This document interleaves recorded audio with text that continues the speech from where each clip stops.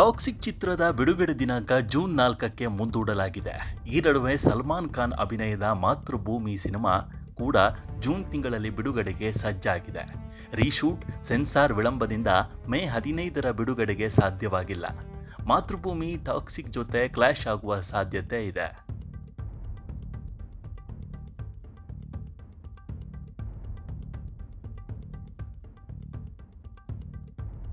Toxic versus Dhurandhar 2 cinema ಮಧ್ಯೆ clash ಆಗಲಿದೆ ಎಂದು ಎಲ್ಲರೂ ನಂಬಿದ್ದರು.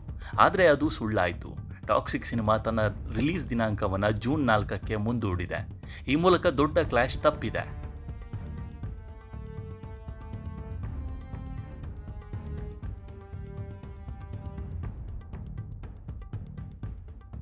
ಹೀಗಿರುವಾಗಲೇ ಟಾಕ್ಸಿಕ್ ಸಿನಿಮಾ ಎದುರು ಒಂದು ದೊಡ್ಡ ಸಿನಿಮಾ ತೆರೆಗೆ ಬರಲು ರೆಡಿಯಾಗಿದೆ. ಅದು ಬೇರೆ ಯಾವುದೂ ಅಲ್ಲ, ಸಲ್ಮಾನ್ ಖಾನ್ ನಟನೆಯ ಮಾತೃಭೂಮಿ ಸಿನಿಮಾ. ಎಲ್ಲವೂ ಅಂದುಕೊಂಡಂತೆ ನಡೆದಿದ್ರೆ ಈ ಬಾರಿ ಈದ್ಗೆ ಮಾತೃಭೂಮಿ ರಿಲೀಸ್ ಆಗಬೇಕಿತ್ತು. ಆದರೆ ಸಿನಿಮಾ ರೀಶೂಟ್ ಕಾರಣಕ್ಕೆ ರಿಲೀಸ್ ಮುಂದಕ್ಕೆ ಹೋಯಿತು.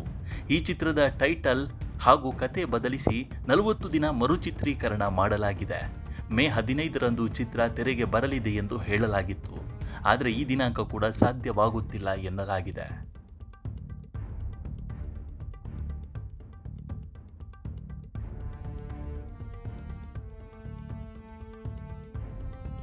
ಮೇ 15 ಅಂದರೆ ಶಾಲಾ ಕಾಲೇಜುಗಳಿಗೆ ರಜೆ ಇರುತ್ತೆ.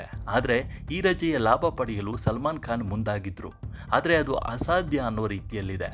ಇದು ಭಾರತ ಹಾಗೂ ಚೀನಾ ನಡುವಿನ ಗಲ್ವಾನ್ ಘರ್ಷಣೆಯ ವಿಷಯ.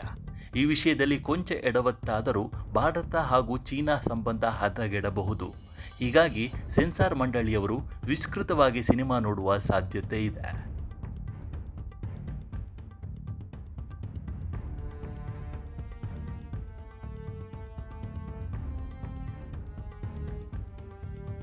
ಸದ್ಯ ಪೋಸ್ಟ್ ಪ್ರೊಡಕ್ಷನ್ ಕೆಲಸಗಳು ನಡೆಯುತ್ತಿದೆ. ಸಿನಿಮಾ ಸಂಪೂರ್ಣವಾಗಿ ಸಿದ್ಧಗೊಳ್ಳಲು ಇನ್ನೂ ಸಾಕಷ್ಟು ಸಮಯ ಬೇಕಾಗುತ್ತೆ. ಹೀಗಾಗಿ ಸದ್ಯದ ಮಟ್ಟಿಗೆ ಮಾತೃಭೂಮಿ ಸಿನಿಮಾ ಮೇ 15ರಂದು ರಿಲೀಸ್ ಆಗಲು ಸಾಧ್ಯವಾಗ್ತಿಲ್ಲ.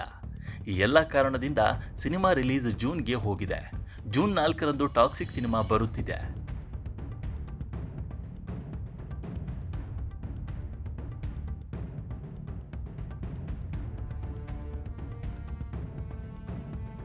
ಈ ಸಂದರ್ಭದಲ್ಲೇ ಮಾತೃಭೂಮಿ ಕೂಡ ರಿಲೀಸ್ ಆಗಬಹುದು ಎಂದು ಹೇಳಲಾಗ್ತಾ ಇದೆ.